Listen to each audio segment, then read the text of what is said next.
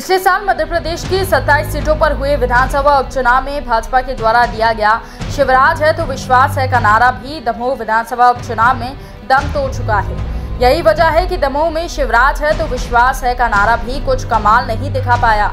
पिछले विधानसभा उपचुनाव के बाद कांग्रेस छोड़कर भाजपा में शामिल हुए राहुल लोधी दमोह विधानसभा उपचुनाव में कांग्रेस प्रत्याशी अजय टंडन से कुल 17,028 वोटों से हार गए, जबकि दमोह उपचुनाव जीतने के लिए भाजपा ने एड़ी चोटी तक का जोर लगाया था। इसके बाद भी दमोह के परिणाम भाजपा के पक्ष में नहीं आए। शुरुआत से ही माना जा रहा था कि दमोह के शहरी क्षेत्र में भाजपा की स्थिति बहुत नाजुक थी। शहरी क्षेत्र में स्थिति ये है कि राहुल लोधी जहां तक रहते हैं वहां तक बूथ हार गए। भाजपा की तरफ से प्रदेश अध्यक्ष वी.डी. शर्मा ने इस बात को जरूर कहा कि वो हार के कारणों की समीक्षा करेंगे। राहुल लोधी को जिताने के लिए मुख्यमंत्री शिवराज सिंह चौहान ने अपनी पूरी ताकत झोंक दी थी। 27 सीटों पर हुए विधानसभा उपचुनाव में भाजपा ने भोपाल से विजय रथ रवाना किए थे, जिस पर शिवराज है तो विश्वास है का स्लोगन लिखा था।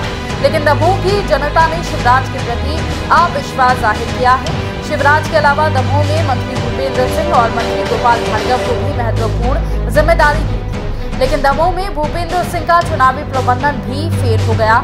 साथ ही दमोह ने ये साबित कर दिया कि यहाँ दल बदलुओं का कोई स्थान नहीं है। 2018 के विधानसभा चुनाव में राहुल लोधी ने कांग्रेस के टिकट पर जीत हासिल की थी। राहुल लोधी के भाजपा में शामिल होने के बाद जनता ने अपना विश्वास मत उन्हें नहीं दिया। भाजपा में अब दुबी जुबान ही सही मुख्यमंत्री को बदलने की मांग उठने लगी है। हाल ही में भाजपा की पूर्व पदाधिकारी श्रेष्ठा जोशी ने राज्यपाल से मध्य प्रदेश का मुख्यमंत्री बदलने की मांग को लेकर एक फेसबुक पर पोस्ट किया था, जिससे पार्टी में खलबली मच गई थी। भाजपा ने श्रेष्ठा जोशी से किनारा करते हुए कहा कि पार्टी ने श्रेष्ठा जोशी को 1.5 साल पहले ही पार्टी से निकाल दिया है। भले ही पार्टी ने श्रेष्ठा जोशी को पार्टी से निकाला है, लेकिन उनकी मूल से उनकी विचारधारा तो भाजपा से जुड़ी है। भाजपा में भागवत करने वालों को ही अनुशासनहीनता का दंड भुगतना पड़ता है। इसलिए भाजपा कार्यकर्ता खुले तौर पर विरोध प्रकट नहीं करते, लेकिन पार्टी को दमोह विधानसभा उपचुनाव में हार के हर पहलू की समीक्षा जरूर करना चाहिए। आपको बता दें कि मध्य प्रदेश में कोरोना संक्रमण की वजह से लोगों की जान जा रही थी। भाजपा के जिम्मेदार दमोह विधानसभा उपचुनाव में व्यस्त थे। प्रदेश की बेकसूर जनता को मौत के मुंह में धकेलकर सभी मंत्री और विधायक दमोह चुनाव में प्रचार कर रहे थे। कोरोना काल में लोगों को अपनों को बिछड़ते हुए देखा है।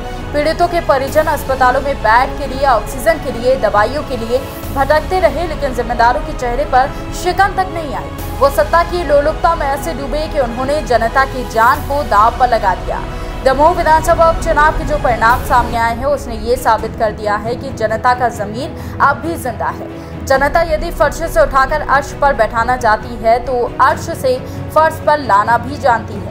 मानव इतिहास की इस भयंकर महामारी ने सभी पृथ्वी मानुष को झकझोर कर दिया है। लोग बेउम्मीद हो चुके हैं। भीतर ही भीतर डरे हुए सरकार से उनका विश्वास उठ चुका है।